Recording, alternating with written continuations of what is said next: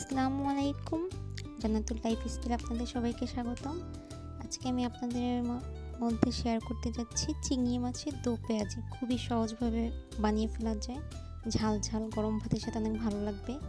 তো এখানে আমাদের লাগবে হচ্ছে বেশি করে পেঁয়াজ কুচি, মরিচ, একটু হলুদ, লবণ আর হচ্ছে চিংড়ি মাছ।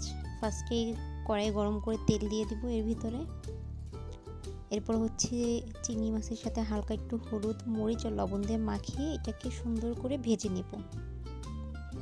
এই যে দেখতে পাচ্ছেন আমি সবগুলো মাছ আস্তে আস্তে তেলের ভিতরে দিয়ে দিচ্ছি গরম তেলের মধ্যে।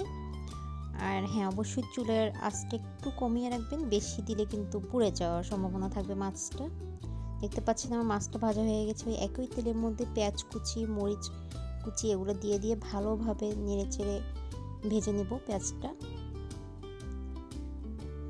এই যে প্রায় আমার পেঁয়াজ ভাজাটা হয়ে যাচ্ছে, একটু একটু লাল লাল হয়ে আসছে। এখন এর মধ্যে আমি হলুদ, মরিচ আর হচ্ছে লবণ এগুলো দিয়ে দেব পরিমাণ মতো।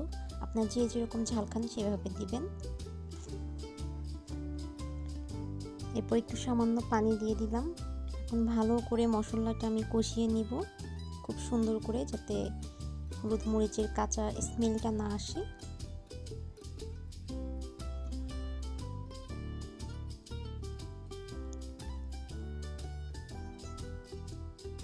দেখতেই পাচ্ছেন মশলাটাতে কি সুন্দর একটা কালার চলে আসছে অলরেডি। এটাকে পুরোটা ওই যে পানি শুকিয়ে কষিয়ে নিয়েছি। এই পর্যায়ে হচ্ছে আমি আবার নেড়ে চেড়ে পানি দিয়ে দিব পরিমাণ মতো।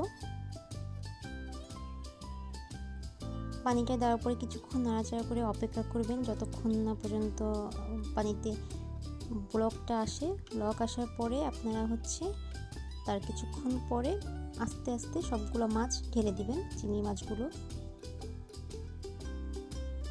এটা খুবই সহজ একটি রেসিপি, বানাতে হচ্ছে আপনাদের সর্বোচ্চ 2 থেকে 3 মিনিট লাগবে, কিন্তু খেতে অনেক মজা হয়। বিশ্বাস করুন, একবার বানিয়ে দেখতে পারেন। আর অবশ্যই আমার চ্যানেলটা লাইক, শেয়ার, সাবস্ক্রাইব করে আমার পাশে থাকবেন। এই তো আমার রান্না প্রায় শেষের দিকে। এখন ঢাকনা দিয়ে দেবো। ঢাকনা দিয়ে পানিটা টানা পর্যন্ত অপেক্ষা করব। ঢাকনা দিয়ে কিছুক্ষণ সেদ্ধ হতে দেব। 5 থেকে 6 মিনিট রাখলেই আপনার হয়ে যাবে জিনিসটা। এই যে দেখেন খুব সুন্দর লাগতেছে দেখতে চেহারাটা।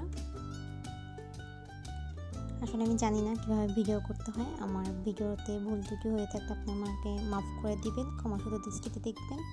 আর কেমন ধরনের আপনার ভিডিও দেখতে চান সেটা অবশ্যই আমাকে কমেন্ট করে জানাবেন। এই যে দেখুন এই পর্যায়ে আমার মাছটা অলরেডি রান্না শেষ।